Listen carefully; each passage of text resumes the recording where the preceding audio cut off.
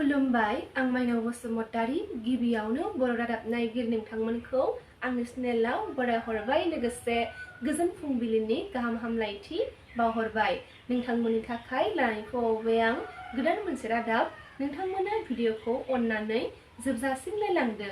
दिनैनि गिबि रादाबाव दङ दुलाराय आसामनि दाब दाब जायगाजों लोगोसे क'क्राझार महकुमानि बेन्दोङाव थानाय जल मित्र मावसुमाफोराबो मैया गावसिनि माखासे मोनथायनि थाखाय Kokrajhar director of public health इन्जिनियारनि मावख'मोखाङाव खुद्रिसारनायखौ नुनो मोननाय जादों। बिथांमोना माखासे दाबि लानानै खुद्रिसारदों।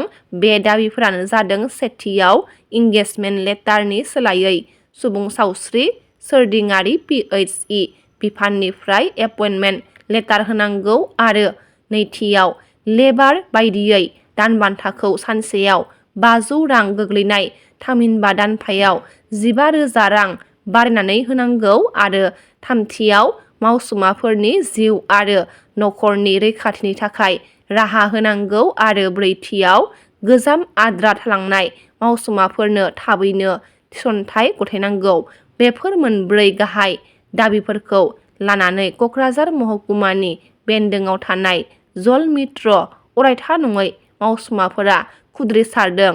गसाइगावआव हारियारि दाङाबाजियाव जिउ गोमानांनाय आरो न'-बां सिलिंखार जानांनाय दुखुथिया नखरफोरनो आसाम सोरखारा थाबैनो राङारि अनसुंथाइ होनांगौनि दाबिजों आसाया गोख्रों खुद्रिसारदों। मैया क'क्राझार जिल्लानि गसाइगाव सोहोरनि गान्धीनगर गेवलां गेलेग्रा फोथाराव सानसेनि हाबाफारि लानानै क'क्राझार जिल्ला अल आदिबासि स्टुडेन्ट एस'सिएशन अफ आसाम सुंद'यै AASAA नि बानजायनायाव गोबां रायजो राजाफोरखौ लानानै BJP सोरखारनि हेंथायै माखासे गोनां दाबिफोरखौ लाना धरना हाबाफारि लानायखौ नुनो मोननाय जादों। मख'नो गोनांदि बे हाबाफारिनि गेजेरजों हारियारि दाङाबाजियाव जिउ गोमानांनाय आरो न'-बां सिलिंखार जानांनाय दुखुथिया नखरफोरनो सोरखारा थाबैनो राङारि अनसुंथाइखौ होनांगौ आरो आदिबासि हारिनि हा-हुनि जेंनाफोरखौ सोरखारा थाबैनो सुस्रांना होनांगौ होनना गोख्रों खुद्रिसारनायखौ नुनो मोननाय जादों। थांनाय मैया क'क्राझार जिल्लानि जिल्ला बेंगिरि मासान्दा मेंदालिन पार्टिना गसाइगाव परबतजरा दतमा क'क्राझार आरो बावखुंग्रि बिधानसभा बियाबनि पट एल्टेरियेल ड्रपखौ फोसावबाय। मख'नो गोनांदि क'क्राझार जिल्लानि सिङाव थानाय 1 नं गसाइगाव 2 नं दतमा ST 3 नं क'क्राझार ST 4 नं बावखुंग्रि आरो 5 नं परबतजरा बिधानसभा बियाबनि गोदान भटार फारिलाइखौ फोसावबाय होननानै क'क्राझार जिल्लानि जिल्ला बेंगिरि बिथाङा खौरां मेलनि गेजेरजों फोरमायथिनानै होयो। चिरां जिल्ला सीमान्त चेतना मन्च पूर्वोत्तरा खौरांगिरि मेल लादों। फैगौ जानुवारि दाननि 11 आरो 12 अक्ट'खालि कासिकट्रा गोजौसिन गेजेरारि फरायसालिनि गेवलां गेलेग्रा फोथाराव ब्रैथि खेबनि थाखाय सायख'नाय बादा खुंनो लाहार-फाहार खालामनाय जादों। बेखौनो लानानै मैया चिरां जिल्लानि बेंटलाव चिरां जिल्ला सीमान्त चेतना मन्च पूर्वोत्तरनि असम रायजोनि सम्पाका प्रमुख सामिल ब्रह्म, चिरां जिल्ला सीमान्त चेतना मन्च पूर्वोत्तर आफादनि आफादगिरि खानुराम बरगयारी आरो चिरां जिल्ला सीमान्त चेतना मन्च पूर्वोत्तर आफादनि सायख'नाय बादा खुंनो लानाय खुंफुं आफादनि आफादगिरि हिरेन सिंह बसुमतारी मोना खौरांगिरि मेलनि गेजेरजों माखासे बाथ्रा फोरमायथिनायखौ नुनो मोननाय जादों। बे सायख'नाय मावबादा खुंनो लानाय हाबाफारियाव बाहागो लानो गोसो जानाय लाइमोनफोरा जानबुं नाम्बार 9954380502 बा 9678409207 आव थाबैनो जगाजग खालामनो हागोन होननानै खौरांगिरि मेलनि गेजेरजों फोरमायथिनायखौ नुनो मोननाय जादों।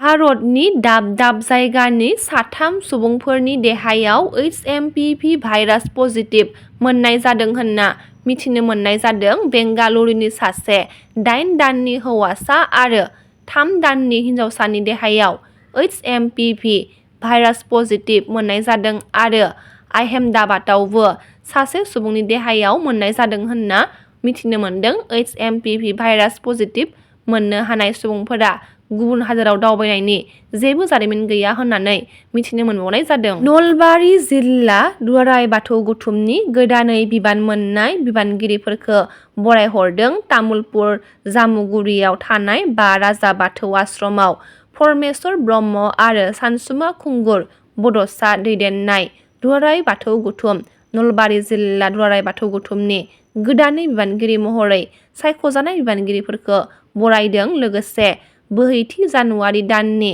28 जानुवारि खालाराव मागो दाननि नैथि मंगलबारखालि बाथौ फुजाखौ धोरोमारि नेमखान्थि बायदियै आब्रुथियै मोनफ्रोमबो जिल्लानि बाथौ धोरोम सिबियारि गामिफोरखौ बाथौ फुजाखौ खुंफुंनो खावलायहरदों।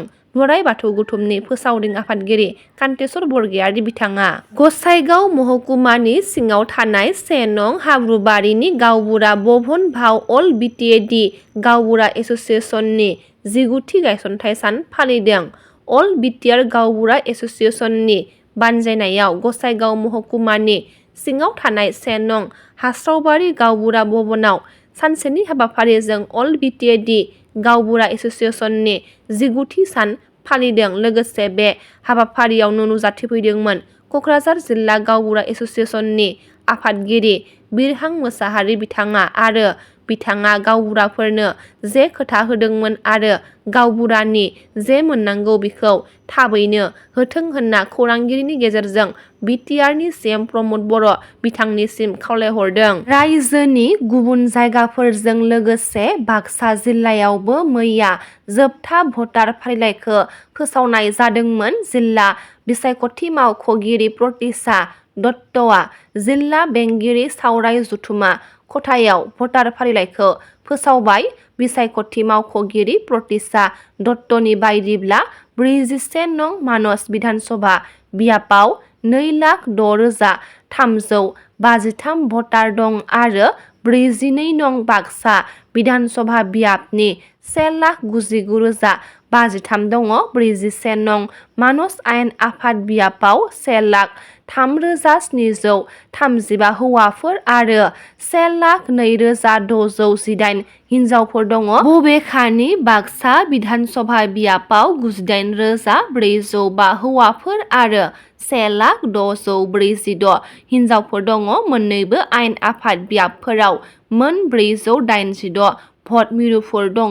रायखांनो गोनांदि जिल्ला बिसायख'थि मावख'गिरि प्रतिसा दत्तआ जिल्लानि गोबां राजखान्थि दोलोफोरनि सोद्रोमाफोरनि नुजाथिनायाव जोबथा भटार फारिलाइखौ फोसावदों। उदालगुरि जिल्ला 35 नं मुदैबारि बियाबनि सिङाव थानाय भकतपारायाव 8 कौटि रांनि लक्षी बान्ध आरो गलायगाव 5 कौटि रांनि गोदानै स्टेडियाम लुफुंनो अन्थाइ खाम्फा गायसननाय मुंख्लं गोसोखां सुजित नार्जारिनि मुङै लुफुंजानाय अडिट'रियाम नब्लां न'खौ मैया बेखेवनाय जाबाय। बे बेखेवनाय हाबाफारियाव बाहागो लानायनि गेजेरजों कालाइगाव सोहोरखौ आरोबाव साबसिन हामसिन खालामबावनो थाखाय उननि समाव राहा लानायबो जागोन होननानै मैयानि सानाव मिथिहोदों गाहाय मावफुं सोद्रोमा प्रमद बर' बिथाङा।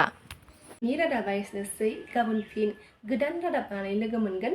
नोंथांमोना भिडिअखौ जोबजासिम नायबायब्ला अन्नानै लाइक, शेयार, कमेन्ट लोगोसे साबस्क्राइब खालामनानै होदो। गोजोन्थों।